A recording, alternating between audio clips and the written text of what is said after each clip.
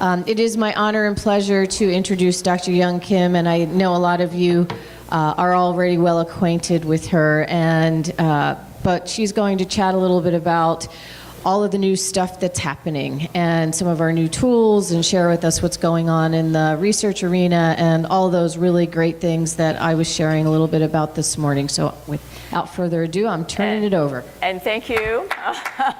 Thank you very much. And I know it's been it can be tiring listening, so that's why I needed a break. I need a break.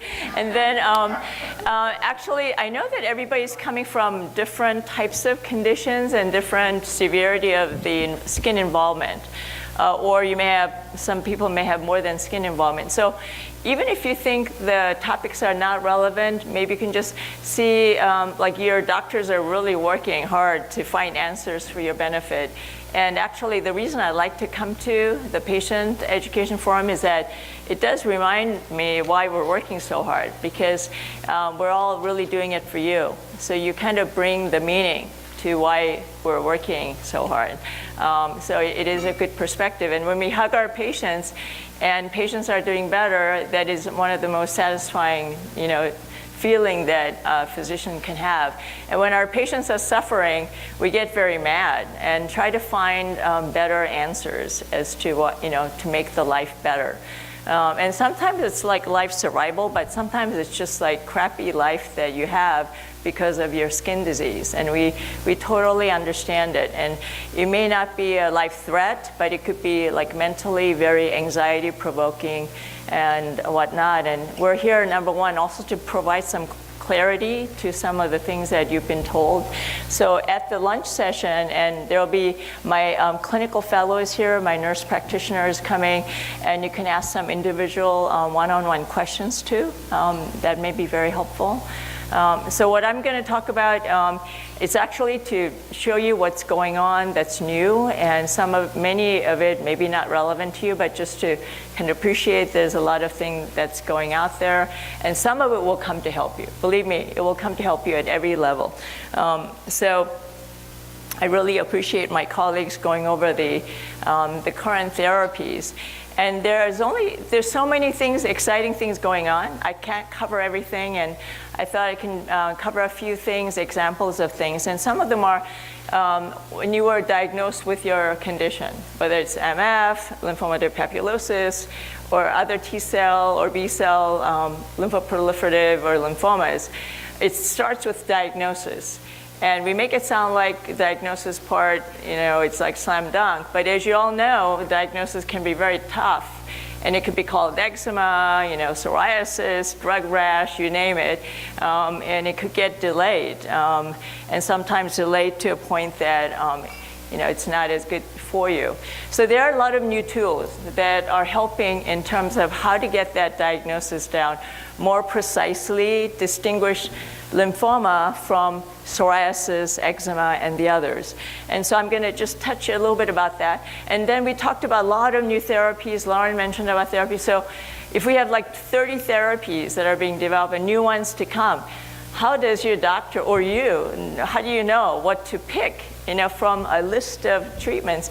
And it can be tough. And sometimes we do pick just because it's convenient, it's available, it's less toxic. But then we are all trying to generate some way of, presenting scientific data to match the treatment and you. So that's called like pharmacogenomics. So we're trying to like get your barcode and to see the barcode that you have could match this drug profile better. And that's, it sounded like Star Wars a long time ago, but we're there, actually. We're getting there inch by inch so that your doctors can have some more scientific information to do that. So I'm going to just touch on that concept. And then we're going to talk about how we need to learn as we treat. We do need to take some samples from our patients. So this is where I go. When we ask for like some samples from blood and tissue, it's really important because Mice are not the same as humans, thank God.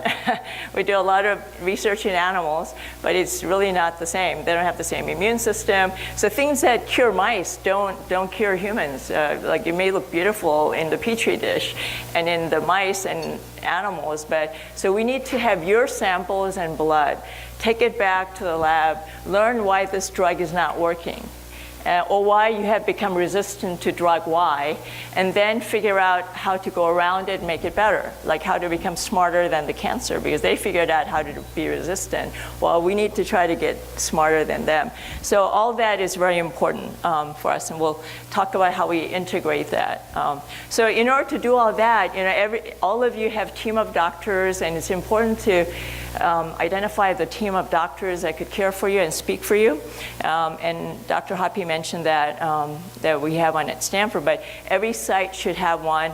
It doesn't have to be physically there, but you have to know people who can help you in different disciplines. And then you have research people who work with the clinical team, and usually often they're the same, but there are other research folks that we borrow cutting-edge tools and then apply it to our disease. So we need to work in that scientific community to really move forward and make lives better for our patients. And obviously, I do 2 days of full-day clinics, so I'm immersed in clinic. I treat our patients, and we like live and breathe, together.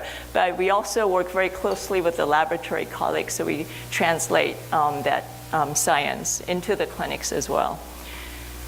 Now, as you know, hold your questions to the end.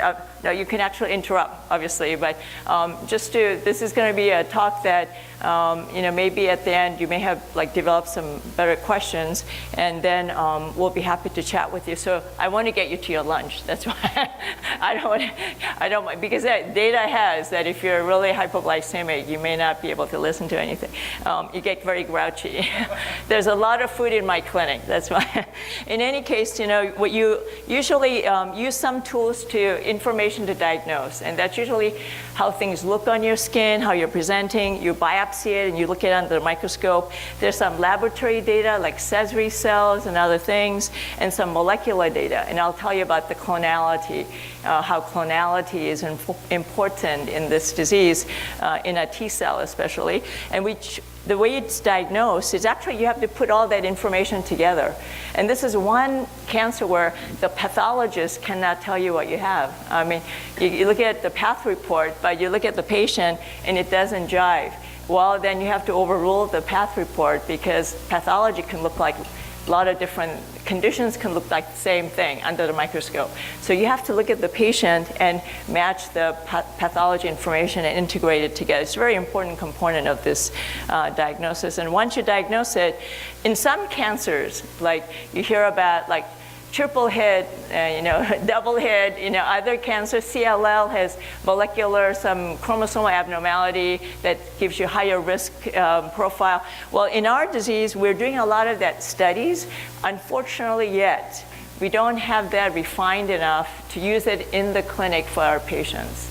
It doesn't stop us to do the research, because we want to find genetic signatures that help us manage patients, but we're just not quite there yet. So we are doing a lot of research, just not for use in the clinics yet, but we do have things like, you heard large cell transformation. Well, large may be good in some things, but large cells are biologically more aggressive, and usually it's not as welcome. So usually those words, like your doctors throw out, large cell hair follicle, you heard, well, it's deeper, so you kind of intuitively know what deeper things you may not be able to get with surface treatments. So those are things sometimes that make us treat more intensively.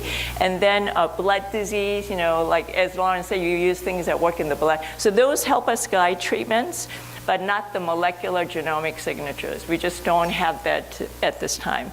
And then obviously the age, your other medical problems that all factor into what we choose. This is one diagnostic technique. I don't want you to read anything, and it has a lot of things on it. And it will be too much for me to explain right now, but I want you to know what this means is that the clonality, how many have you heard about the word clones? And good, because usually in cancer what happens, and this is kind of what it's showing, is that in T-cell lymphoma, you have many T cells, and they're all characterized by T cell receptor. There are a lot of unique T cell receptors. And in T cell lymphoma, one of the T cell receptors that cancer has, they get aberrant, and what we call they rearrange. And then that abnormal T cell receptor repertoire gets expanded. The cancers make carbon copies of that same clone. And that's what you call a clone. You know, it's a carbon copy of the same thing. Like if you watch Naruto cartoons, which I do, like Naruto became 30 of them. It's like Naruto clone. So the same, they look identical. So that's what cancer, so this one peak here is a cancer clone. So in T-cell lymphoma in mycosis fungoides or Sézary or lymphomatoid papulosis, this clone is like shooting up because it's dominating in that patient's skin. And when you can detect that, it really supports that you have a cancerous process over eczema or psoriasis. Now, in eczema or psoriasis, you may have little of them coming up in different ways, but not one identical clone that shoots up. Another thing that can be very helpful is that if you do multiple biopsies and the same clone, identical clone is in every sample, that is even much more supportive for a cancer process. Now this clone, there's a technique that we use a technique that a company in Seattle, Adaptive Therapeutics, they have it. And most of the medical centers actually don't have an in-house ability to do this yet. So you can send it to this monopolizing company, Adaptive, to get your cancer clone sequenced. And then we get the results back in a few weeks. And then we follow. So once you identify your cancer clone, the nice thing about the newer technique, which is a sequence. And the older technique, you just know if you have it or not, but you don't really know the sequence, the genomic sequence. Now we have the sequencing technique, the science. Once you identify it, that unique cancer sequence can be tracked through your lifetime. And in T-cell lymphoma, this T-cell receptor does not mutate. So you can track that sequence, the same sequence over the course of the patient's time. So this is a patient who had, as Rich mentioned, a transplant, which is to cure. And then you can see that the clone is very high, and with treatment it goes down. And then at some point it completely disappears. And when the molecular clone disappears, that may be a cure. So this is why it's important to follow. So we can identify and track this clone over time, which was not possible, let's say 10 years ago, 7 years ago. So I think these are new techniques that's going to help us follow patients. Now, I probably may stop after the 10th slide, but this is a very important slide. Again, not to try to have you read everything, but in CTCL, in cutaneous T-cell lymphoma, there are many therapies that are being developed. We have our industry partners back there with established treatments, the topical Velclor, which was FDA approved not too long ago. We have the Bexarotene, we have the photophoresis. All of that is available current treatments. But these are lists of clinical trials that are ongoing in cutaneous T-cell lymphoma. There are many. And what they basically are doing, because so many pharmaceutical companies have different molecules that can go after different biologic pathways. First of all, you can target a cancer cell surface. You know, here's like cancer cells, and surface has a lot of proteins. And then certain cancer cells have certain markers. So like CD30 was brought up, lymphomatoid papulosis characterized by CD30, MF can have CD30. A lot of T-cell lymphomas and B-cell lymphomas can have this molecule.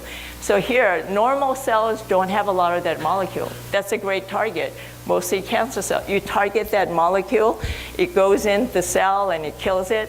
Well, that's a great target on the cell surface. So there are many therapies that are doing that. Brentuximab was mentioned. Mogamulizumab just got approved, which is a CCR4 molecule on the surface.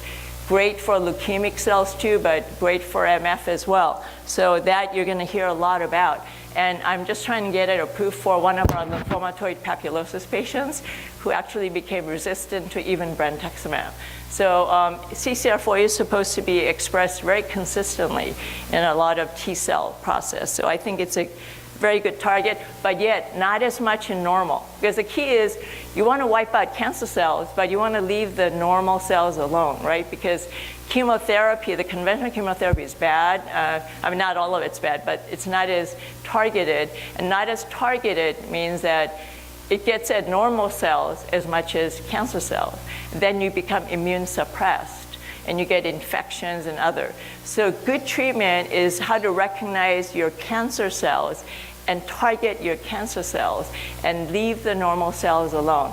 That's a window we talk about, therapeutic window, and you want drugs that have large therapeutic window rather than narrow. So that's what everybody wants, and in order to do that, you have to know all about the cancer cells. What does a cancer cell have on the surface? What does it use inside, the biology? Once you know that, you can target that is more active in the cancer. That's what all we're trying to do.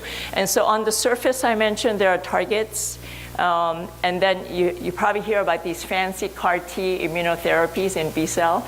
You know, patients come to us more educated than anybody else. They read about it all, and like, why not the CAR T for me? And so, you know, you kind of go, some of these new immune therapies are just not worked out in T cell lymphomas yet, and they could also have a lot of side effects.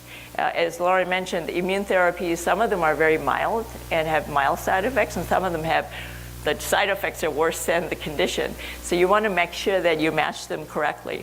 Then there are ones that inside the cell, the cancer cells, they survive really well. They like have utilized the cell's function. They know how to use it. So what we do is we find out what the cancer cells utilize within the cell, and we try to like block those pathways. That's what some of the targeted therapies are doing. And we'll give you some examples of that. One of our patients in the back actually is on. So like, they utilize a T cell signaling, survival, proliferating pathway, and we block it and make that cancer stop growing, and hoping that it doesn't disturb the normal cell as much. And then the great thing about immune therapy, because a lot of people are interested in immune therapy, is because well, it's a healthy way. I mean, rather than suppressing the immune system so you get infections, it would be nice if we can augment your own immune system and to have it smarter to recognize the cancer cells. Then your immune get boosted, and then your cancer cells get destroyed. And you're not even putting foreign stuff in your body. I mean, well, how good is that? So obviously there are ways to do it. And we just need to perfect that a little bit more so that the results are as good. So all these trials are trying to get at it. We are now working on a cancer vaccine. So for MF with patients with mild disease, we're trying to look at them first. I told you that T cell receptor is very unique for that patient. So we're trying to sequence that unique T cell receptor of that patient and develop a vaccine to target that T cell receptor to immune augment. And usually vaccines are very well tolerated. So that's why we're trying to work on it. So there may be potentially long-lasting curative treatment for the early disease patients, not just the harsher stem cell transplant, which has a lot of side effects, and it's more for advanced disease. So we can also combine these treatments. So once we develop treatments in whether the immune system or the surface target or within the cell, those are three kind of baskets we work on. Then we can combine treatments, immune therapy plus one that works on the surface to get the best of everything. Because tumor cells will learn to bypass one mechanism. So then we keep hitting at them with different angles. So that's how we try to do it. And important thing is to try to do it safe. Okay, and I think this is where I want to spend a lot of time, just to give you this perspective that so much is coming out. And it may not only help your cancer, but once you have an immune therapy or some technology, it could be used for other cancers. So that's another cool thing. So as I said, how do you know, once you have like 20 treatments in the future, so how do you know which one to pick? Well, if you have the CD30, the molecule, the surface molecule, your doctors may choose that because then there's a lot of target. CCR4, there's a lot of target. But then how do you go beyond that? Well, for those of you who are interested in clinical trials, in the CTCL space, there's a lot. One way to look for that would be the clinicaltrials.gov. But this page is even confusing to me because, because you don't even know what to put in your search. You can put CTCL and you don't get all the trials. You have to put in mycosis fungoides, all the names of the T cells. I mean, it's to find it, and you don't even know if that's the right trial for you. So I do want you to ask your physicians, because your physicians are the ones who would know what is the right one for you. So please work with them. But if you're curious, you can go on and look. And if you just type CTCL, yesterday I got 60 trials. I mean, but not all of them are relevant to you. Another way you can find out is every institution, if you're linked with an institution, has their cancer center site that have clinical trials. So you know that locally, what is available near your center. And then you have resources like the Cutaneous Lymphoma Foundation. So Cutaneous Lymphoma Foundation patient organization will also have trials. And sometimes the patient organization may have the best one, because they will filter out the ones that are more important for CLL leukemic patients, but they may be honing down into the ones that are skin lymphoma specific. But those are the resources that could be very helpful to you. Another really exciting time is that we have tools that could really answer some questions now, the cutting edge science. We don't just look at, cut the slide and look at under a microscope, but now we have the ability to look at what's under the microscope in three-dimensional space. So we can see how cells are touching each other, and we never used to know how to do that. So we have under a microscope 3D imaging techniques, and you can throw 40 antibodies. You can characterize all these cells. It's even very, very Star Wars-like to me. But these new technology will definitely help us answer questions. We have things that look at your blood system, the immune system profile, what kind of signatures are there, as well as I said, we can sequence your genomic DNA, RNA. We can sequence all that, try to make it understand what the molecular mechanism is for your cancer. So that's another reason it's exciting. I want to definitely end by noon. What time is lunch? Questions first. Okay, so I'll try to do it in 15 minutes. 15 minutes or so. If I start seeing you nod off, I'm stopping right there. Raise your hand if you're nodding off, which is not possible. A lot of you, I think, have early stage disease too, and conventional treatments are great. I mean, if you're doing well with topical steroids, light therapy, or some of the conventional, or the topical nitrogen mustard like Valchlor, you don't need to go beyond, because the harsher, the more involved systemic, the nice fancy targeted therapies, they don't so far are not going to cure you either. So in fact, they may give you more side effects from systemic exposure of drugs. So if the skin treatment is working, you have mild disease, you should just stay with that and stay with that until it doesn't work. And you know what to expect, and you treat as needed. So these topical therapies that are available are great, and you shouldn't poo-poo them in no way. These are the main bread and butter.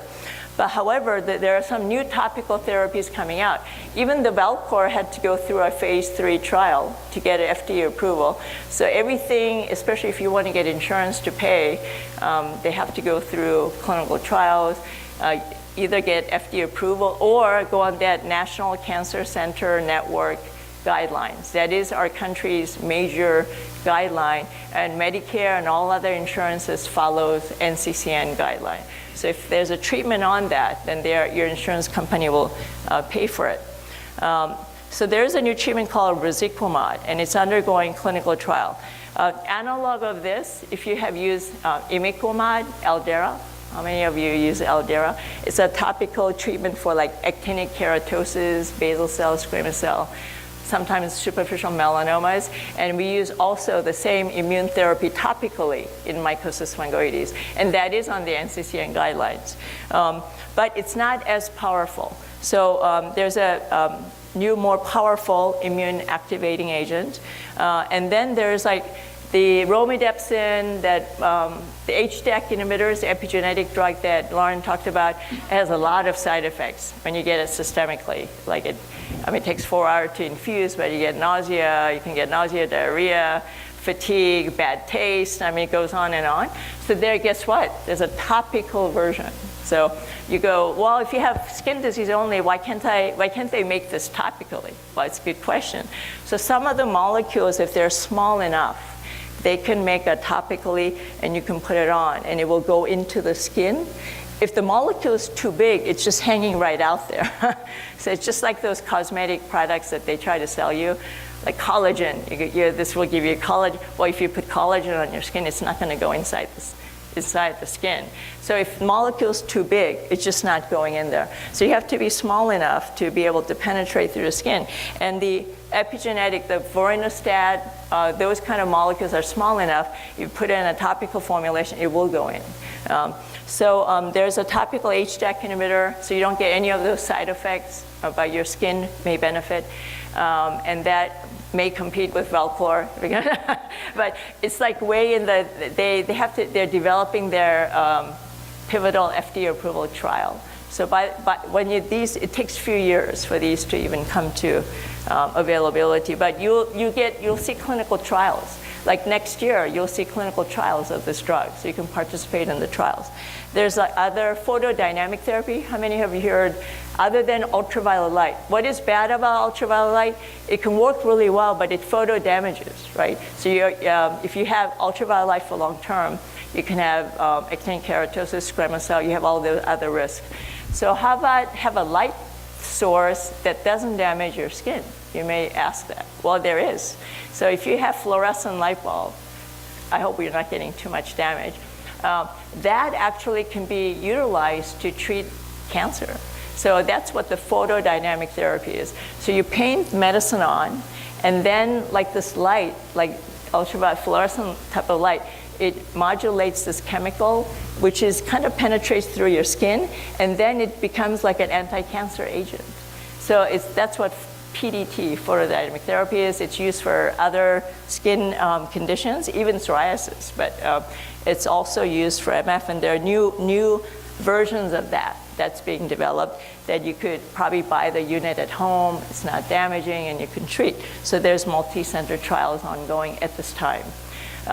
I can never get anybody to participate in that trial because we haven't been enrolling at all because it requires so many visits. Like, so to get a busy person participating in a clinical trial that you have to come in like 3 times a week is like becomes an impossible trial to enroll.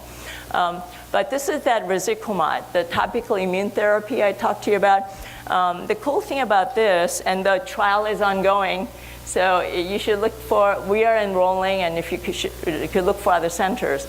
So this would be for patients with patch plaque disease, early stage, where you put the topical immune therapy on one area, and that area gets very irritated because it recruits immune cells. It recruits the immune cells, interferon, all this immune signature gets revved up. The imiquimod, the older version, well, just gets rid of the cancer cells in the place you put it on. But the great thing about Resiquimod, it's very potent. So not only does it get the one you're applying, but shockingly, I'm not that shocked, is that distant lesions. So if you put it on here, your MF lesion on the thigh may go away because it jazzes up your systemic immune system. So that's a great treatment. So if you put it on few lesions, the rest of multiple lesions can also get better because it boosts your immune system.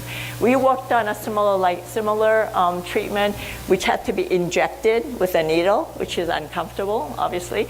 So if you have a topical cream, that's really nice. And that could be combined with systemic therapies down the road as well. So this trial is ongoing for early stage patients. There are too many systemic therapies. As I said, we need some help. This is not for you to read. But we have new ones coming out. This is the brentuximab. This is the mogamulizumab that just got out. And again, I think what I'm going to stop with after is how to show you how we can hopefully in the future figure out better ways we can select treatment. So as I said, we've been studying the sequencing, whole genome sequencing and exome sequencing. Multiple centers, including ours, have been doing it for a while.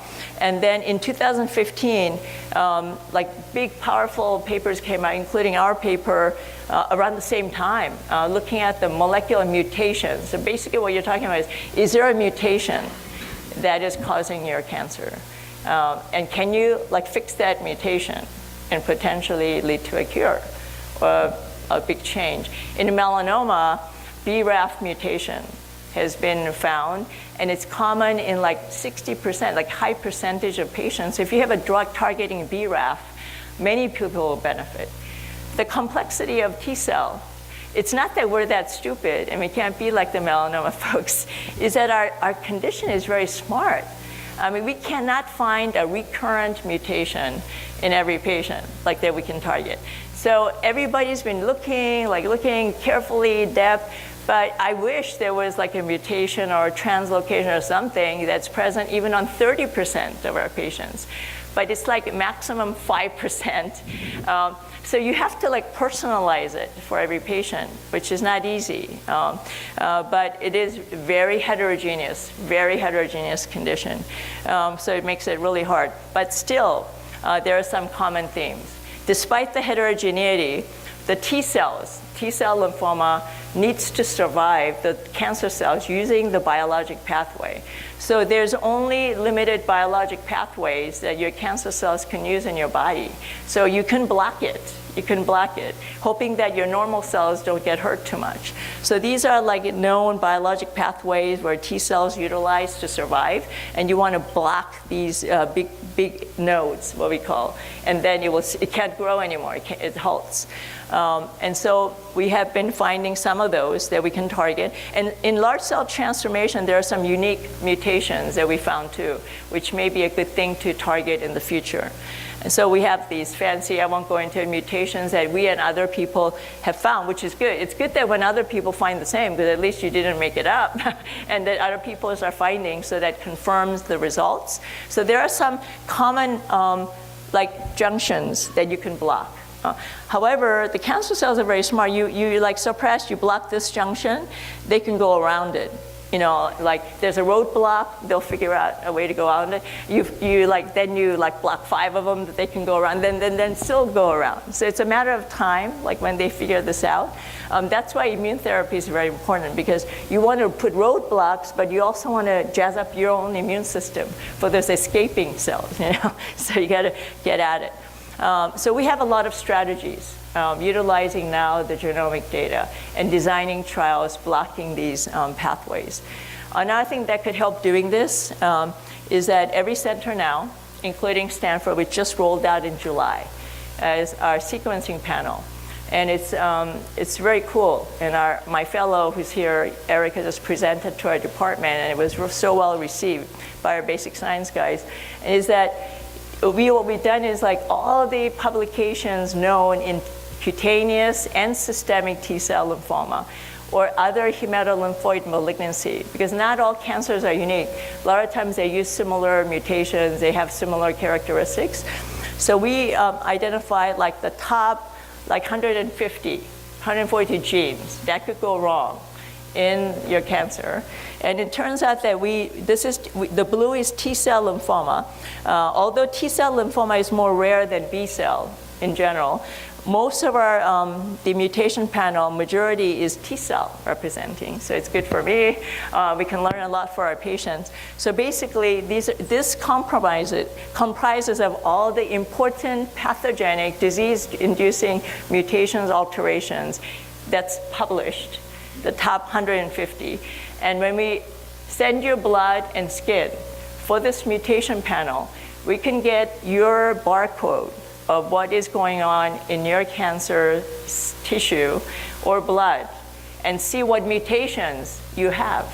Why is this helpful? Well, I can give you some examples because I can talk about this all day, but sometimes we can even use it to diagnose, because usually psoriasis doesn't have any of these mutations. So ultimately, if you have a very important cancer mutation that's well described, it ain't psoriasis or eczema. It may be a little or more expensive way of determining that, but these cancer sequencing panels are becoming cheaper, and your insurance is going to pay for it. So we have a mutation since mogamulizumab is out. We said it targets CCR4 molecule, right? CCR4 is on our mutation panel. So this CCR4 molecule, that we have a drug to target. And this is what's called actionable panel.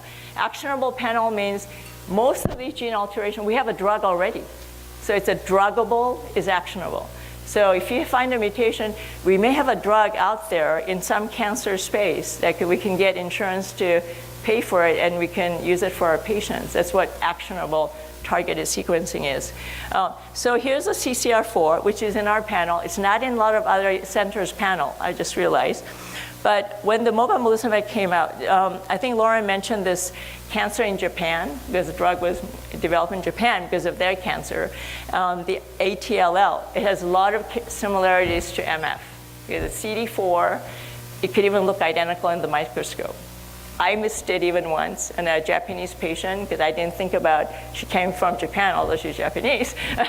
And then I didn't order the viral test because under the microscope it looked just like MF, and they can't have MF-like skin lesions. So it's very important that if a patient is growing up in an endemic area, then you should think about ordering the viral serology. But so when this patient presented with very bad ATL, there is no great therapy. They're very chemo-resistant. A lot of patients, advanced patients, have to go to transplant or they die. When she came to us in July. The time sequence is amazing, July.